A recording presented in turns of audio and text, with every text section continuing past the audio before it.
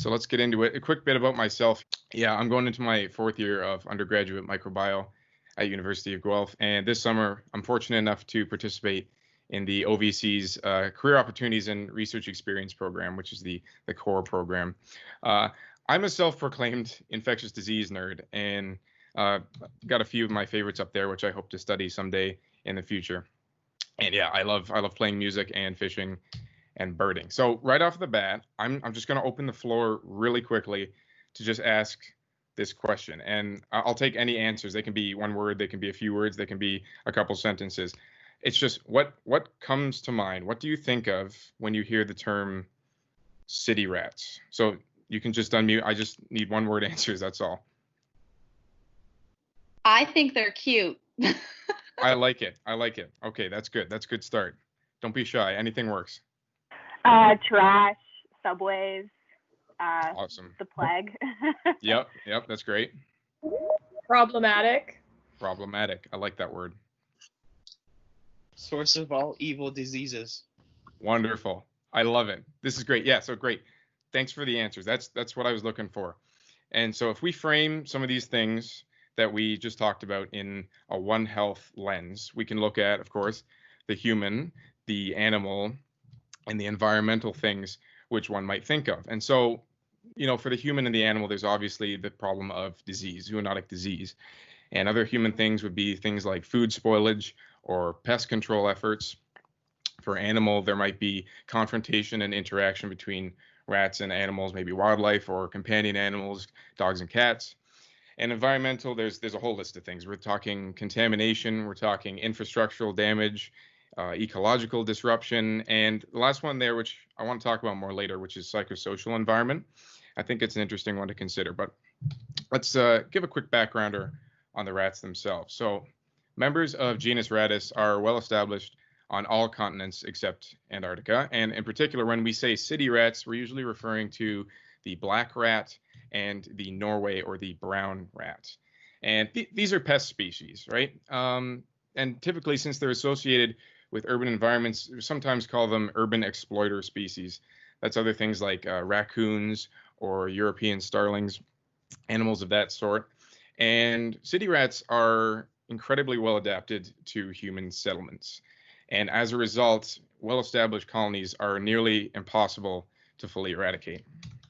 And here we see the approximate global distribution of the black rat, which prefers the climates of the tropics, more often found around coastal areas. You might have heard black rats called roof rats, and that's typically because they're found at higher elevations. And for urban environments, that's usually things like multi-story buildings and condos. And here we see the same map for the brown rat, the Norway rat, which is thought to prefer more temperate climates. But I mean, as it's obvious on the slide, they're incredibly adaptable, able to live almost anywhere. So let's get right in to some of these zoonotic pathogens that the rats carry. You have to keep in mind that this list is by no means exhaustive, but put together here are some of the more common ones and some of the more interesting ones. So beginning with the bacterial ones here, we have Leptospira interrogans, which is a pathogenic species of Leptospira, which is the cause of leptospirosis or Weil's disease, typically associated with developing nations, more impoverished countries. And it can cause deadly illness in both humans and other animals. Leptospira species are incredibly well adapted to rats. They're somewhat difficult to test for as a result.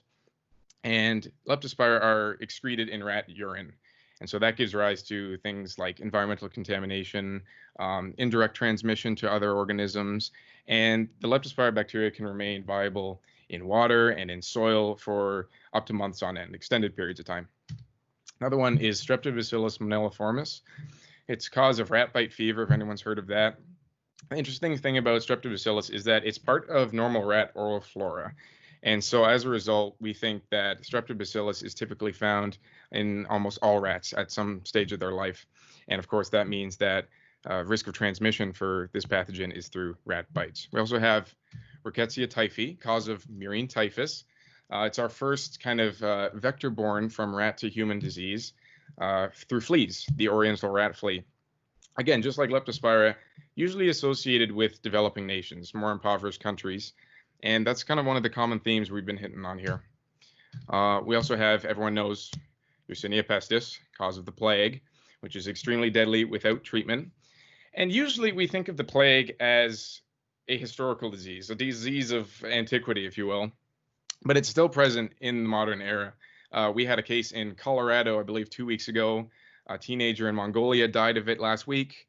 And I have pictured there Madagascar, just because Madagascar has cases every single year, which is somewhat underreported. The last one I want to throw in there is species of Bartonella. And not a whole lot is known about Bartonella ecology within rats and how it transmits to humans and other animals. And it can manifest in many different disease forms in humans. And so it's very rare, very cryptic, but several species are known to be found and carried by rats.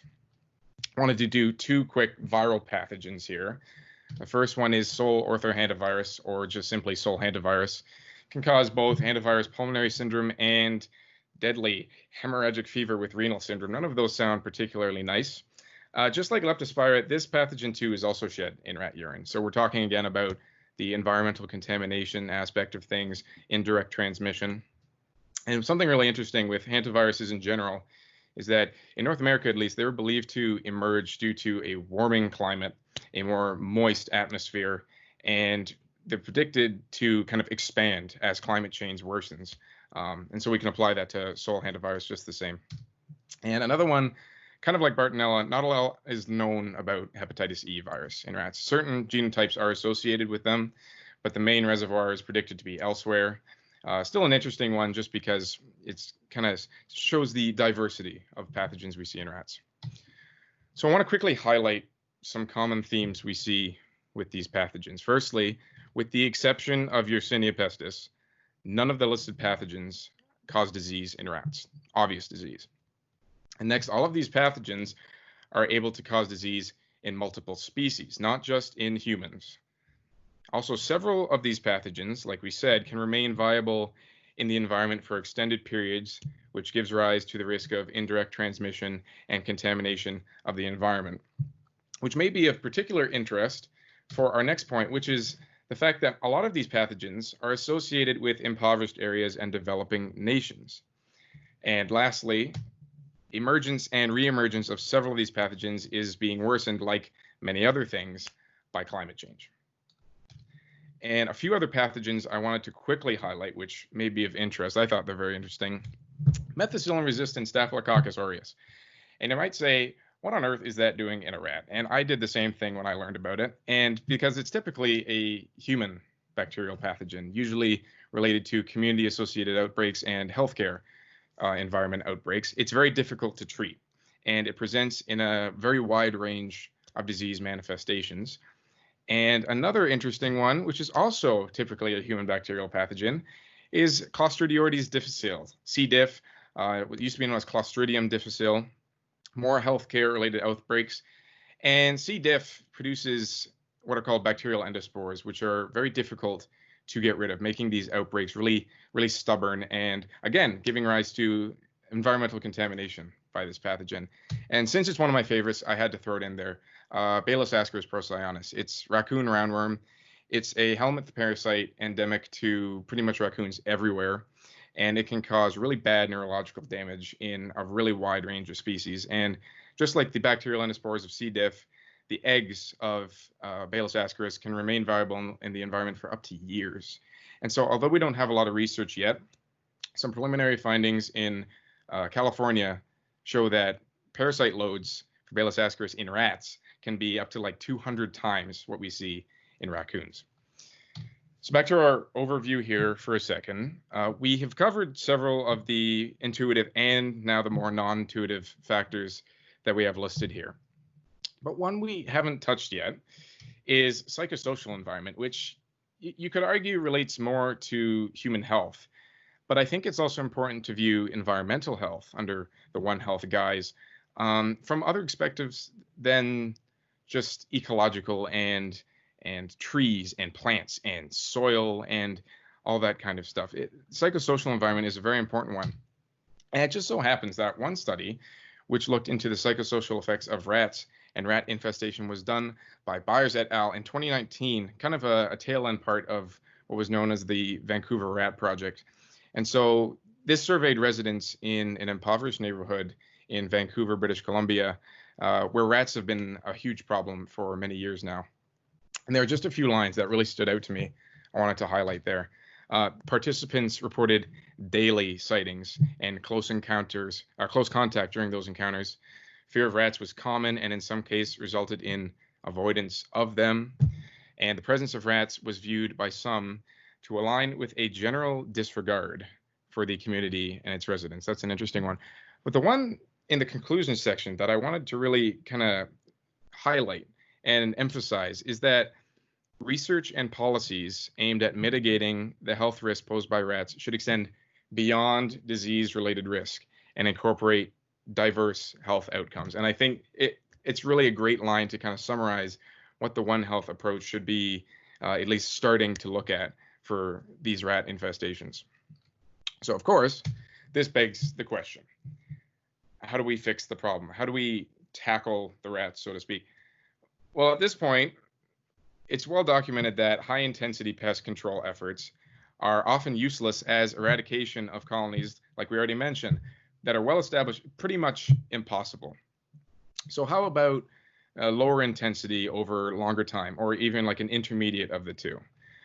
Well, more recent studies have strong evidence that these sort of interventions can actually increase pathogen prevalence in colonies. So now not only are you not getting rid of the colonies, you're increasing the prevalence of these pathogens within them. And so although we've only gone through, the pest control side of things for these solutions, and it's not an exhaustive list, I would like to pose a simplified idea of what a One Health approach may look like for rat infestations in urban settings. I adapted this model from Fawzi and Helmy, which is the citation is in the bottom right-hand corner there. And the main things here, it's as you can see, it's a very multifaceted approach. There's a whole bunch of different things going on. Each are very important, but making a team that's dedicated to this issue and it's dedicated to systematic and universal surveillance is really the key thing there. And incorporating people from not just doctors and vets and perhaps environmentalists into the equation, sociologists, urban planners. There's a whole bunch of different fields that are really important to this. So as you can see there, I've got about, 9 things listed there, all of which are very important. And so in conclusion, overall, we have rats, right? I mean, pretty much everyone has rats all over the world, I suppose. And these rats carry numerous pathogens, which they can in turn transmit to humans and other animals and can contaminate the environment with in more ways than one. And the point I'm trying to get across is that city rats and their associated zoonoses are a great scenario, as you can see, for implementation of a One Health approach. But further than that, when it comes to the question of how do we deal with this, there are multiple overlapping facets within each of those 3 main topics, which must be specifically identified and covered for an effective response. And as a result, because of the global distribution of rats, the fact that there are impoverished neighborhoods and places in every country on Earth, and also the fact that urbanization is at a staggering rate, these ideas have global implications. And quickly, I would like to describe what we are doing this summer more specifically as part of my core program experience. I'm currently working with Sarah Robinson, who's also a member of the One Health Student Committee, on 2 main research objectives. We're examining the feasibility of rats sourced from pest control companies, using those for pathogen surveillance across Ontario. And then also as a second part, investigating different factors, which are both rat associated and land use associated, seeing how those relate to pathogen prevalence in these city rats. The pest control companies which we source rats from are from Windsor and Hamilton and Toronto, Ontario. And there's a whole battery of tests for different pathogens, including MRSA and C. diff.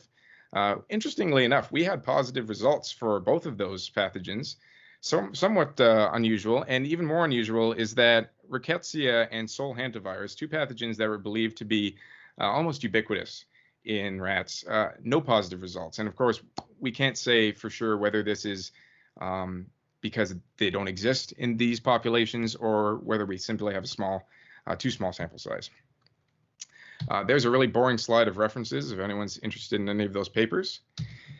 And really quickly, I wanted to acknowledge my supervisors, Sarah Robinson and Dr. Claire Jardine, and the rest of the Jardine Lab.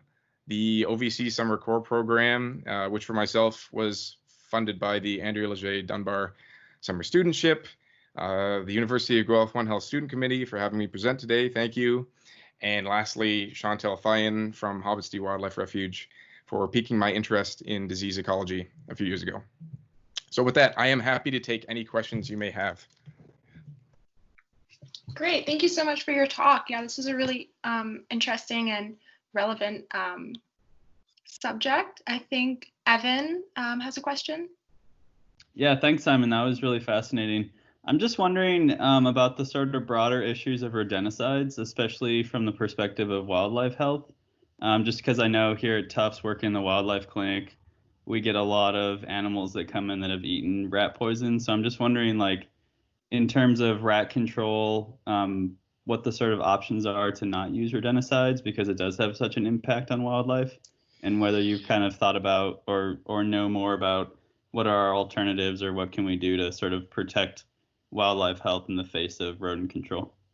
Yeah, that's a really important question, and something we have to think about for multiple aspects of what we're looking at. And so, first of all, from the wildlife health, I can speak from personal experience. When I worked at that wildlife refuge I mentioned, there were many times where we'd have things come in kind of atypical symptoms and nothing obvious, and then, you know, eventually you'd figure out, well, probably rodenticide, and you'd call the person it came from, and they have rat bait stations all over their property. And so when you have kind of non-specific rat control measures like that, it's very difficult for that to adversely affect other wildlife, whether it's in the city or in more rural properties. That's really a big issue. And even when we test for pathogens, when we have some of these rats come in from the pest control companies and they've been killed by rodenticide, depending on how long they've been dead, sometimes it makes it impossible to recover tissue samples for certain pathogens. And so I suppose, to answer your question, looking at alternative methods, snap traps are not super pleasant to think about, but the kind of instantaneous action of them, it also it preserves tissue integrity for testing, as well as usually you can make those somewhat more specific for rats and other pest rodents. I don't claim to be a pest control expert by any means, but it's a difficult thing, and there's no kind of one answer that would just be able to isolate rats. I hope that kind of answers your question. Nice. Kiana, do you want to ask your question?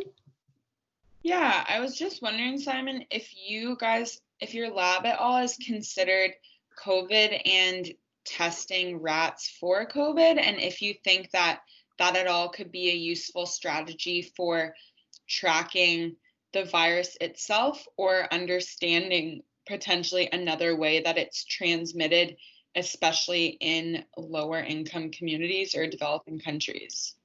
Yeah, that's a very interesting thing. It's something that I've been thinking about quite a bit recently, of course, with the ongoing pandemic. So in terms of kind of a disease ecology perspective, when we examine how rats behaved and when they were exposed to the original SARS coronavirus back in 2009 and around then, they did not seem very susceptible. They seemed fairly resistant to infection.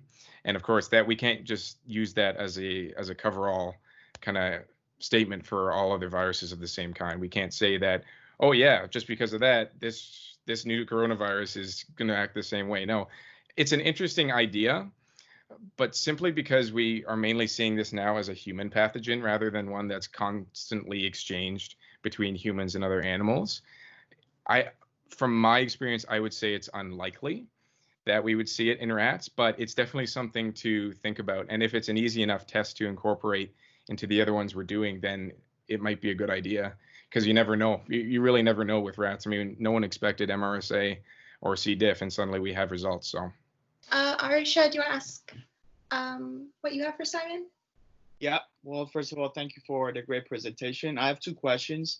The first one is that what is the exact relationship between climate change and the problem with the rats? I didn't really understand why you say that they go hand in hand. And the second one is why low to medium intensity pest control or rat control would actually increase the prevalence of these diseases. Thank you.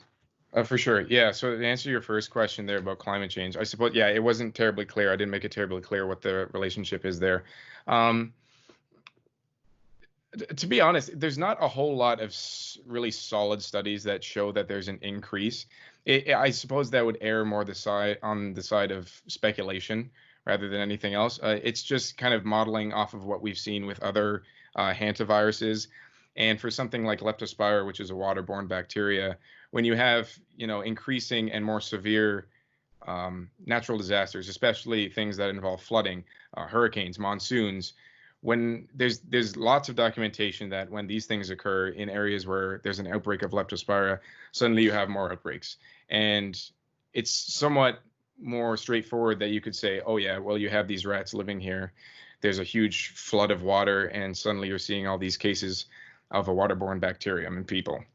So it's sort of an indirect relationship in the fact that the way climatological factors are changing, especially in terms of natural disasters, are altering the way that pathogens can be spread more than how they're expanding within rats in general. And your second question about increasing prevalence with low and medium intensity.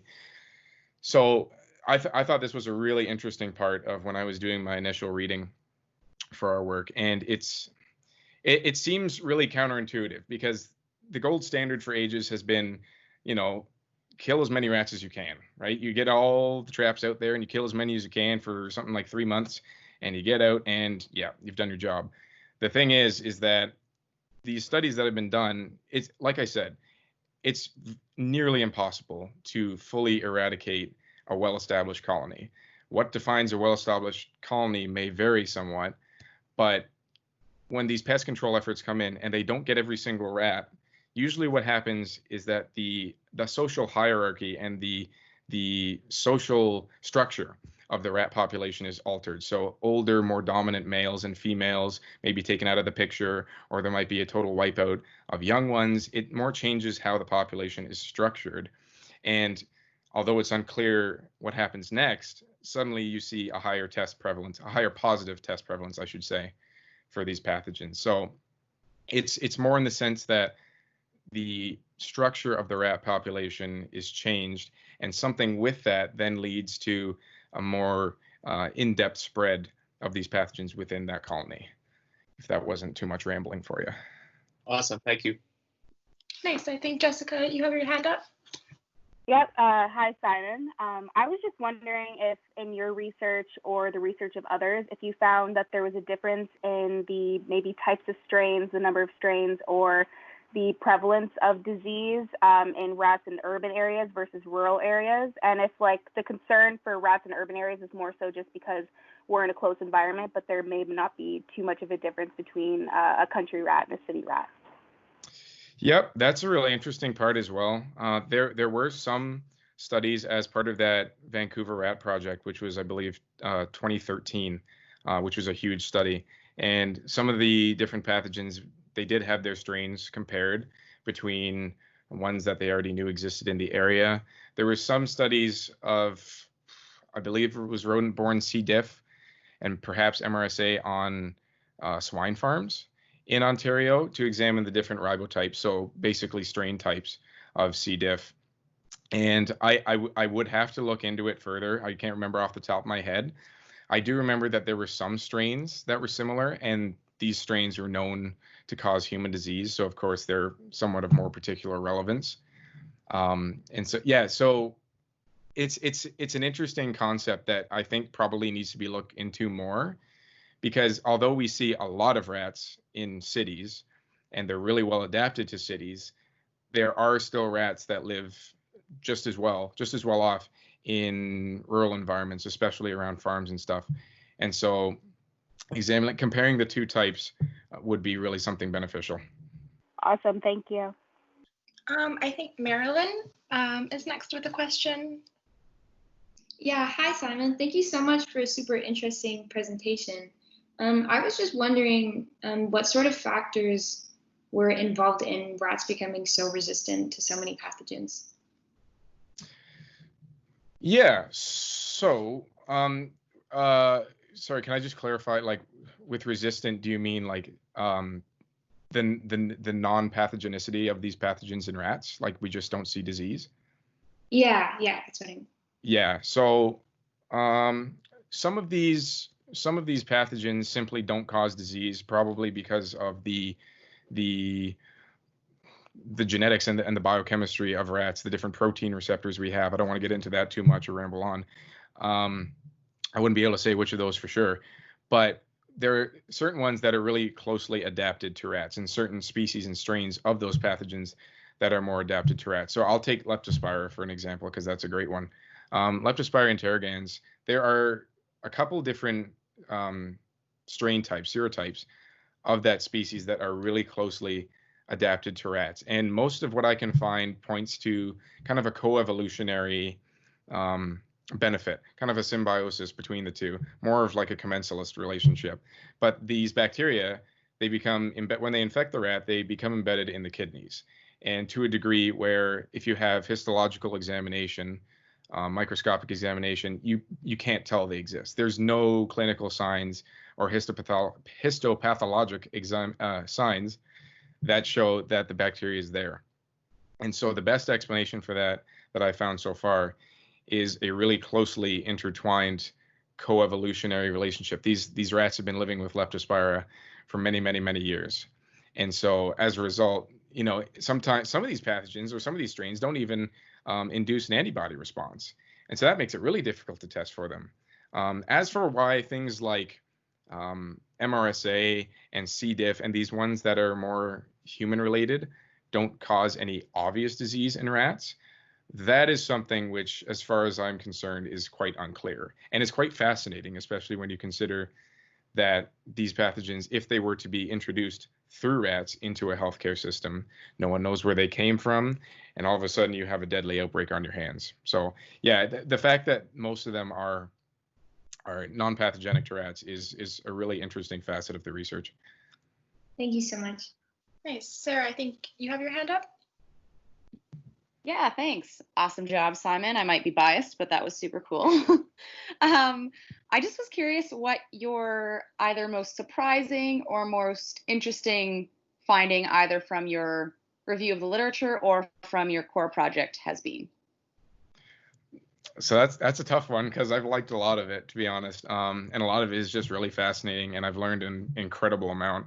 I know way more about rats and diseases than I ever thought I would. So probably because I liked it to begin with, the really basic stuff that we have on raccoon roundworm, Balis ascaris, in rats, those two studies in California, where it seems like this researcher was the first person to examine if we could find them in rats, because of course rats are a non-native species in North America. Meanwhile, raccoons are. And so the raccoon roundworm has been around in North America for many, many years. The rats have as well, not quite as long. But when they found that these parasite loads in rats were up to 200 times that of its natural host, the raccoon, it seemed incredible. And because it's one of these pathogens that is not just relevant for humans, it's also for birds and other mammals. And the fact that the eggs can last in the environment for years, I think it's really worth something investigating further. That, and then runner-up would probably have to be the MRSA and C. diff, if you couldn't tell already, just because they're so unusual and so unexpected to find. So if there are no more questions, I just want to thank you, Simon, for your talk. It was very interesting, and I think definitely kind of encapsulated the One Health approach that we're trying to discuss through these meetings, or these discussions, I guess. All right. Thank you all for attending. I guess we'll end off here. So take care, everyone. Thank you so much, Simon. Thanks, Jessica.